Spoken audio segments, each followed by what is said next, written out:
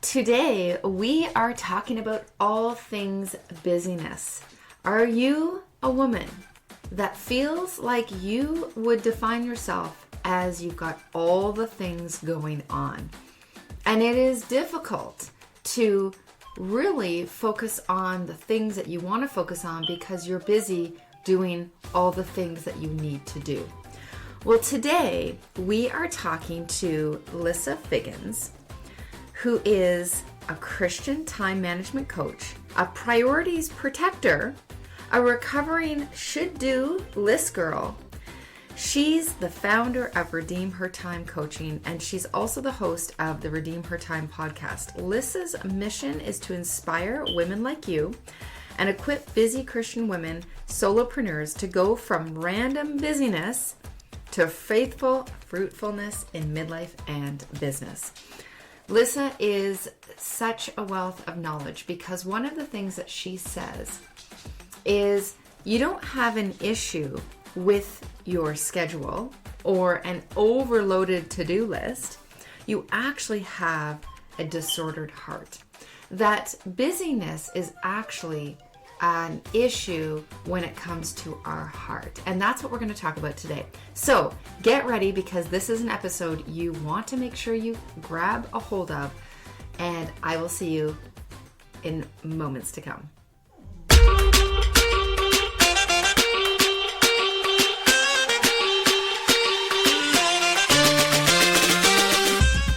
Welcome to Health, Healing, and Holiness. I'm your host, Kristen Owens, daughter of the King, mom of 3, and 3 decades in the health industry. I've learned not only the importance of building healthy foundations with simplicity, but also making heavenly principles the ultimate foundation for success. Let me guess, you're a goal-getter, ambitious, driven, and your health has suffered, and your relationship with Christ, well, it almost feels non-existent. Let's not talk about skipping meals, drive-through runs, and caffeine to get you going. No need to worry, sister. I have the solutions for you. It's time to prioritize health and holiness as your success strategy. It's all about healthy, simple foundations that can change everything. I mean everything. Ditch difficult, embrace ease with a dash of Godspiration. Grab your hot bevy, hit play, and let the good vibes and Holy Spirit wisdom flow. Let's dive in.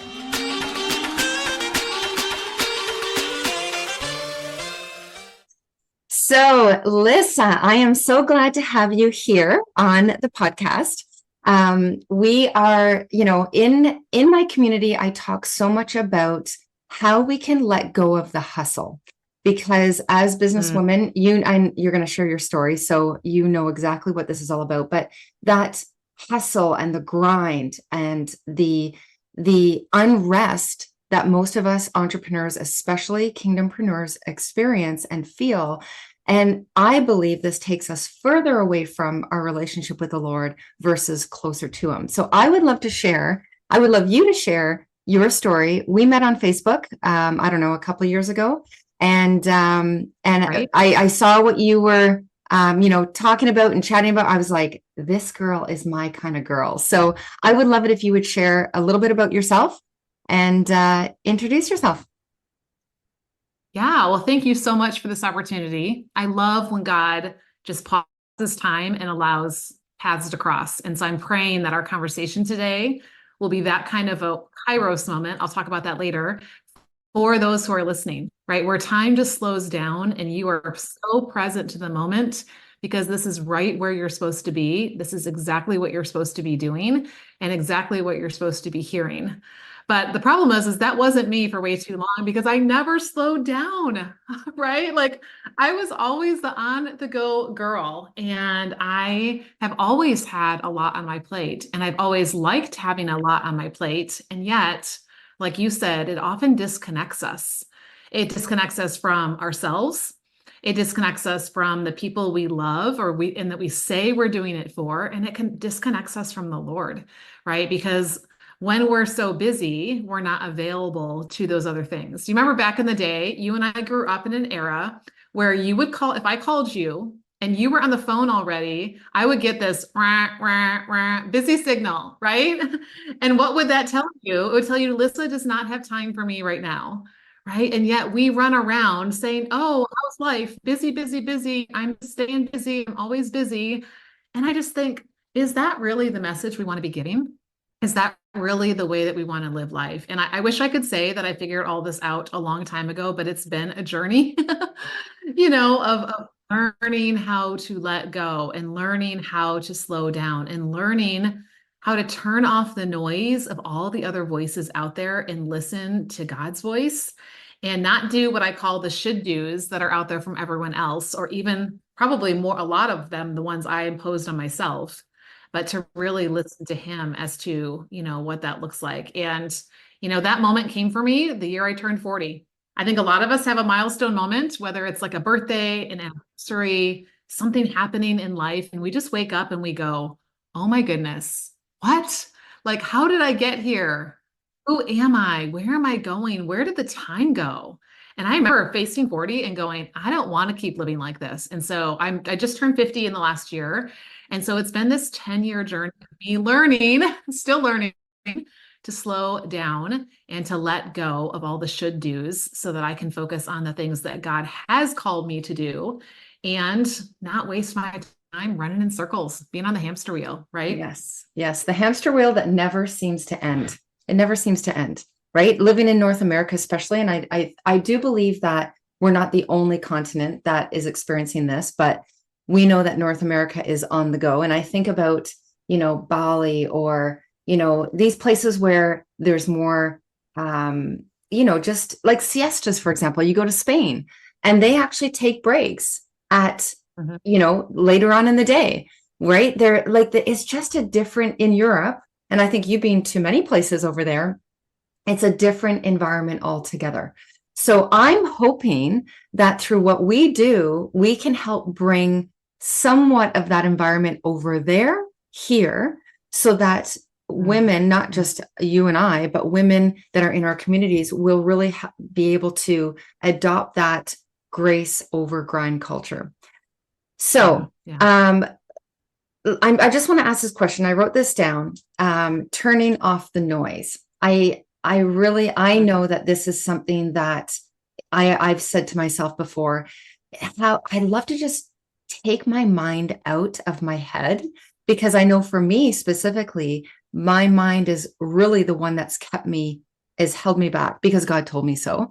And I know that this is true for most women. So when you mentioned turning off the noise, there can be many ways noise is coming in, and then you said we impose it on ourselves, which is what my experience has been. So what would you say would be, in your experience working in your community with the women that you work with and what you do, what would you say has been a really great way for women to, number one, turn off the noise, and number two, turn off the self-imposed noise?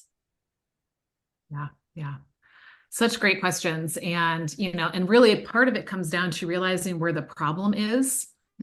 Because I think, look at our busyness and we think it's a problem with my calendar, or it's a problem with my to-do list. It's a problem with this season of life that I'm in, right? It's a problem with the season my business is in. And when we are looking outside to all those different things, it's really easy to point the finger, right? It's really easy to say, well, if this would change, right? Or even the whole, if I had an extra hour in my day, right? And yet, really that's not the problem. And it really wouldn't fix things, because if you did have an extra hour in your day, if you did, when that season of life does change, when that event does, reach its completion, and you think now, all of a sudden I'm going to have all of this time, we don't, because it's really a disordered heart. And so it's really what's going on in here. And so I'm going to jump right into like my best kept secret. That is not a best kept secret, but it's something that we know, especially as Christian women, but I don't think we do often enough. And that is, you need to refill your cup, right? Whether it's as a mom, as a business owner, as a friend, as a mentor, as whatever it is that you are called to in this season, you can't pour from empty. And so I think what happens is, right, we get up and immediately all these things start rolling through our head, right, of what we have to do that day and all the things we should be doing and, and all of that. We've got these screens that are literally within an arm's reach, like, pretty much 24/7 that are telling us, all kinds of things that we should be doing. We maybe have well-intentioned, well-meaning family members that are under our roof or that like to give us a call or send us their opinions, right? We have all these voices, right? Like we talked about, that are coming in at us. So that key really is to take time to be with him, right? With what I call us a CEO. And I've redefined CEO as a Christ empowered operator of a with God life and business. He has given us this life. He has given us this business. And with connected to him, we are to live that out and to build that and produce kingdom fruit, right? But so often, right, we just want to jump into our day like it's all ours. Yeah. And you think about a CEO of a company, they have a lot of autonomy of what they can do, but they're not completely autonomous. They are responsible to that chairman of the board and to those board members to make sure what they're doing is aligned with the vision of where they're going. And so I think that is the key to quieting the noise is before I pick up my phone, before I turn on social media, emails, messages, the news, even the weather, right? Is I'm taking time to fill up body, mind, and spirit. And that really focuses on listening to the Lord. What is it that he is saying? What is it he is calling me to? And then together we can walk into what the day looks like and what it holds. But when we listen to so many other voices, including our own and not his first, they all sound really good. And they may not be bad voices, but they're probably someone's opinion, right? Which isn't always for us. Yes, absolutely. So now I think about another question that comes to me is, starting our day, giving our first fruits. We know that the word says that we are to give our first fruits to the Lord. So the morning, I've had some women say, well, I don't have time in the morning because of, especially women that are, I've talked to many women that work and they run a business. And then of course they have children and many different things because of all the hats that we wear. So what's your opinion or what have you found works well for somebody that's really busy? Because I think busy, although I don't really love that word, but I think busy and just doing all the things, having so many things that we need to focus on that we can't, it's out of our control. What can we do? So number one, does it have to be in the morning? What do you think? Number two, for these women that in their mindset, they, because there's a mindset around busy, right? So there's all these things that we have to do. I just can't see how to put that time in because it may only be 5 minutes. So what's your thought around that? Do you want to speak to that? I would love to. So I think the first thing is deciding that it matters. You have to decide it matters first before you decide when I'm going to do it and what I'm going to do, right? Because if you don't have the how is this going to shape me part figured out, then everything else is just checking a box, right? You could literally get up and do it first thing in the day, but it's just a checkbox versus something that's really shaping your spirit and your mind and transforming you before you go into the day. So I think that's the first thing is deciding that it matters. And here's the thing, when something matters to us, we find time for it. It can be as simple as I want to go check out, the newest clothing that dropped for my favorite company on Instagram, or I'm going to make time to, be part of this event in my community or at my church or whatever it is. Like we make time for what matters, but we have to decide it matters first.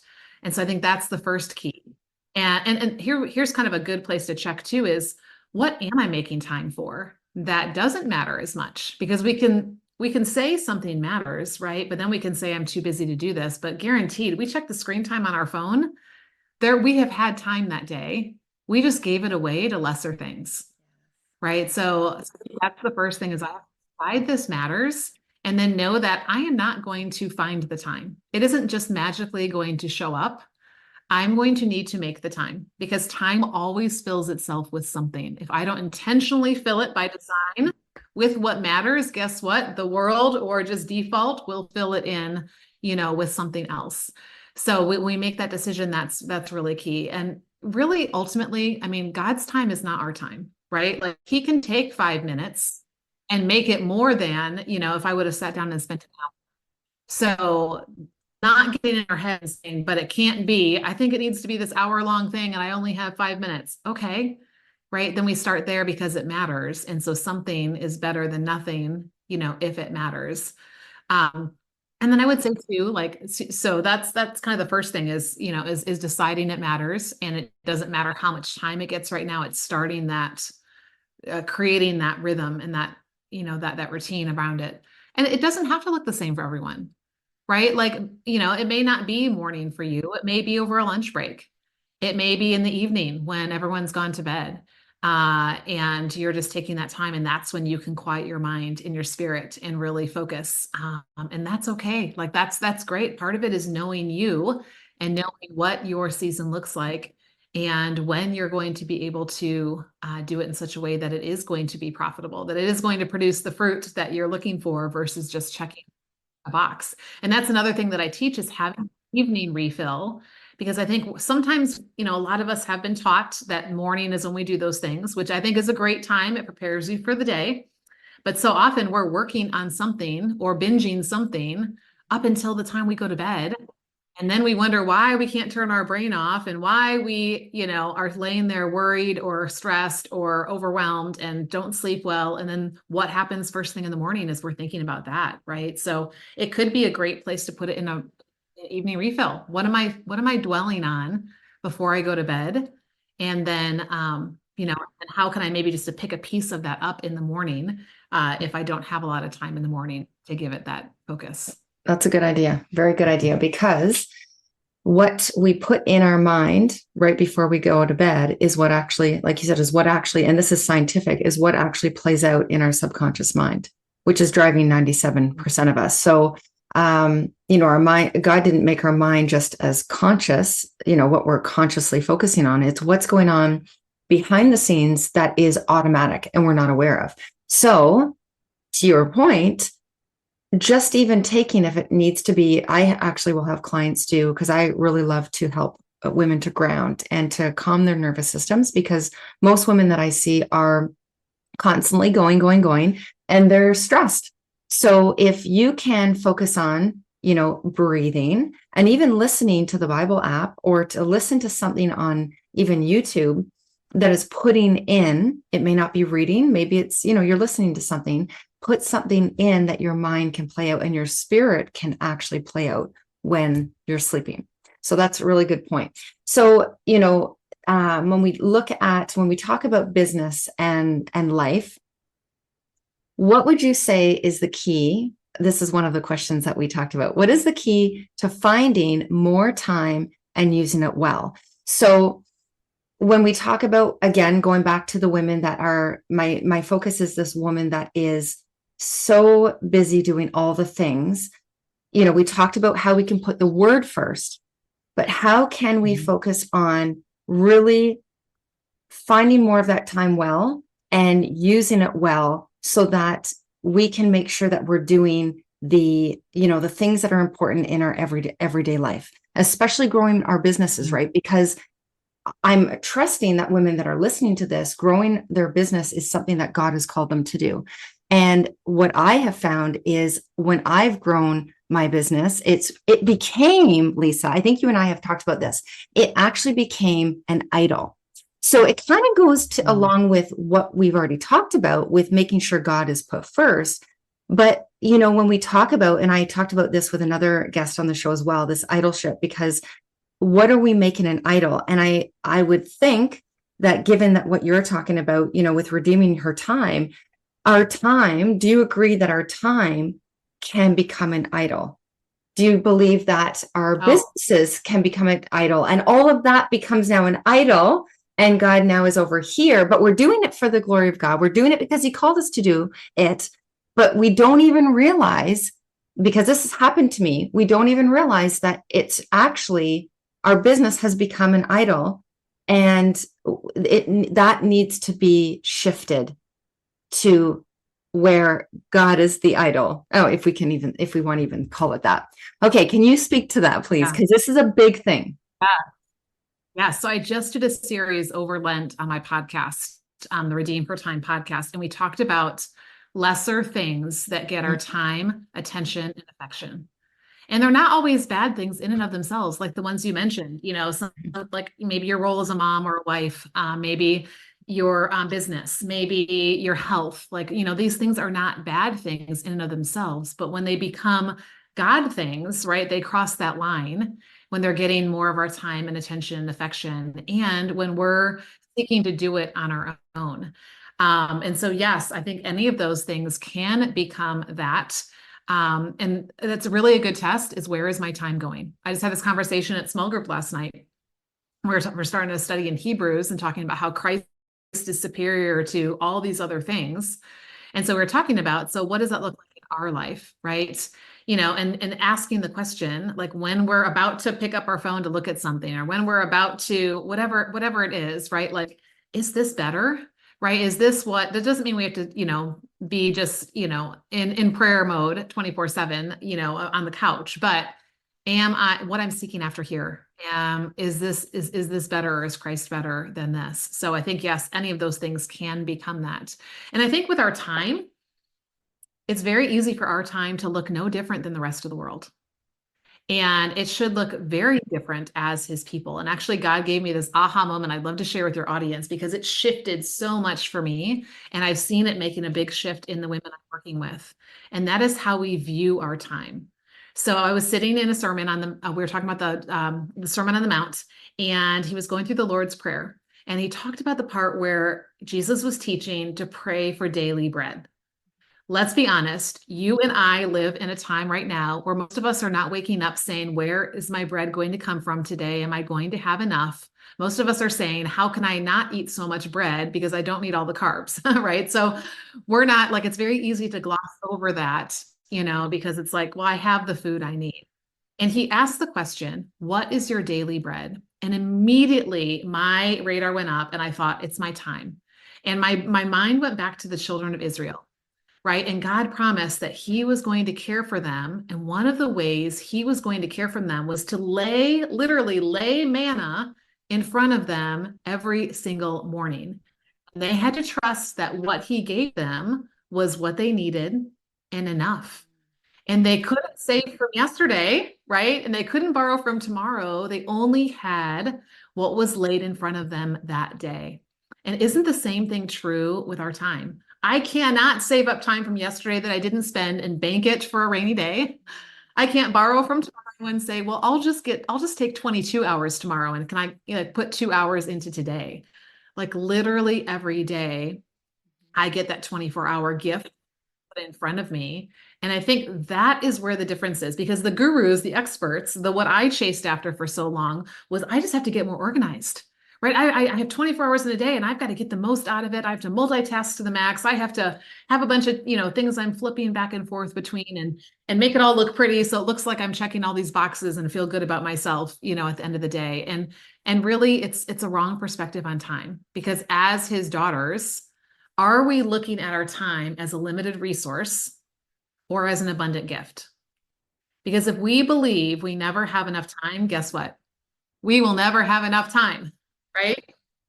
I want you to think about this. I thought of this illustration this morning when I was thinking about the conversation you and I were going to have. If you needed water, we all need water, right? We know we can't go days without water, right? And so if you had like a place where sometimes water bubbled up, right, versus a fresh running spring that was always there would be a difference in how you approach that water source and how you use it, right? If it's the one that dries up, you're going to go over there hoping there's enough for today, right? Then you're going to be like miserly about it because you have to make it last because you don't know when you're going to get more water and you need to make sure that it's enough.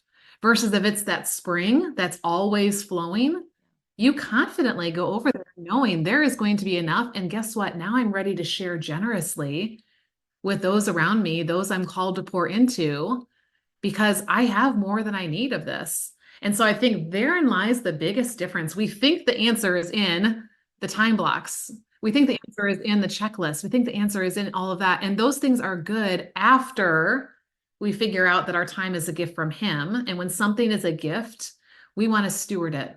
right? We want to steward it well. We don't want to spend it. When we spend money, we waste money, right? When we invest money, we get a return on it. And the same is true with our time and how we're looking at it and how we're receiving it from him. That changes everything about how I'm using it. Yes, I love that because it definitely is a heart issue for sure. It's actually a faith issue, right? Because are we trusting God that he's going to provide? Like he's our provider, he's our source. It goes, money is the same thing. Are we trusting him with our time? And are we stewarding our time well? Are we trusting God with our finances, which is where tithing comes in? And are we stewarding our finances well? Are we trusting God with our children, for example, he's blessed us with? Are we stewarding? Like it's all about, it goes back to that faith. Like what do we believe who our God is? And, it goes back to that relationship, right? As opposed to, and that's a whole other topic, but relationship versus religion. So, oh my goodness, we could probably go on forever here, but let me ask you this, Lissa, what do you have for the community that would because everything we're talking about today is really what you teach and you talk about in your community and in your membership. So do you have a free gift that you are providing the listeners today? What is it about? And how is it going to help them? God laid on my heart a little while ago that I needed to hear. And I think that every woman listening needs to hear. And that is the truth that you have time. And I think if we can grab onto that one thing, and every time we feel that overwhelm building up, every time we feel that the interruption comes and we want to react, right, with frustration or, like, oh, why do I even try? Or, or we don't wake up and we get to the end of our day and we feel like I didn't accomplish what I should have done today. Going back to his gift of time and saying, yes, he has told me you have time. I've given you time, right? Are you choosing to partner with me and how to use it? And that comes back then to the first thing we talked about you have to fill up before you can pour out. And I find that this is one of those things that whether it's because you're in a season that's really busy or just you feel like there's so many people to see and things to do and people to serve that there's not time for you, that oftentimes we as women especially need permission and direction to fill our cup first. And that's selfish. And that the woman who thinks I don't have time to sit down and refill before I start pouring out in my day, if your kid were to come to you looking for a glass of cold water on a really hot summer day and you didn't take the time to fill the pitcher ahead of time, it didn't matter how much then you want to pour into them, you can't. And so when we think we don't have time to fill up, that's actually, we don't not have time to. And so I put together a guide called Fill Your Cup First, which is permission and direction to take the time. And I teach the morning refill and the evening refill, because I truly believe we have to make sure that we can't pour out in the middle of our day if we're not filled up, and if we're not getting the that we need, body, mind, and spirit. And so, so that gift, you can find my website, which is at redeemhertime.com. There's a coaching video that goes along with it to walk you through that, and actually a tangible worksheet to say, okay, so great concept, but now how do I actually make this happen? Especially when I feel like life is busy and I feel like I don't have time for this. And here's what I'm going to tell you right now. When you invest the time in filling up, God makes the rest of your time enough. And I find that I'm way more productive when I've taken the time to pause, to listen to his voice. So try it, right? Test him. He says the same thing about the tithing you referred to, right? You trust me that when you give me this tithe, that I will not open, the storehouse, and you will have more than you need. And I think the same principle is true around our time. I love it. I love it. And one of the things I'll add is, as we close out is, when we feel like we don't have enough time, even just go, and we talk about self-care is, yes, those bookends in our day are really important, but even in the morning, going for a walk, taking the dog for a walk, if you have a dog, if not, you just go on your own in the middle of the day, taking 5 minutes and habit stack. So you go for a walk, you're out in the sunshine, which is actually very healing for you. You are moving your lymphatic system, you're moving your body, you're clearing your mind. There's lots of research to show what walking specifically does with in our nervous system. And then you can actually pray, or, in my community, we talk a lot about declarations, like actually speaking out those things. Call those things that do not exist as though they already do. So start declaring that you have all the time in the world that you need to accomplish the things that God has actually asked you to do and the things that you want to do. So to shift that belief that we have, because most people have the belief that we don't have the time. And so we need to shift the neural pathways in our brain to believe that we do, so that after 70 days, 62 to 72 days, your brain actually believes that you do have the time. So go for a walk, I call it a Trinity walk. Go for a walk and pray, move your body, speak things out, pray, like get into the sunshine. Like you're ticking off so many things from that one thing. You could do that in the morning for your prayer walk, and you could do that before you go to bed as well. So now, Lissa, we're going to have in the show notes the link for that freebie, but is there anywhere that, I know you don't hang out on social media a ton, which is, I believe, always a good thing. So where can viewers find you online, besides your website, but on social media? Is there a place that you love Facebook to hang is out? where I am, when God's laid something on my heart to be, but the best place to hang out is the podcast, because like this, your listeners are used to, you put in earbuds, and I love podcasts because I can go for a walk and listen, and prayerfully listen, to a podcast, or wash dishes, or, mop the floor, or be driving around to do my errands and things like that. And so it's just that opportunity. It's not just a quick scroll, and I barely just got some little nugget, but it's really going deeper into biblical truth, and then how that pairs with time management tools. So the Redeem Her Time podcast is really my favorite place to hang out,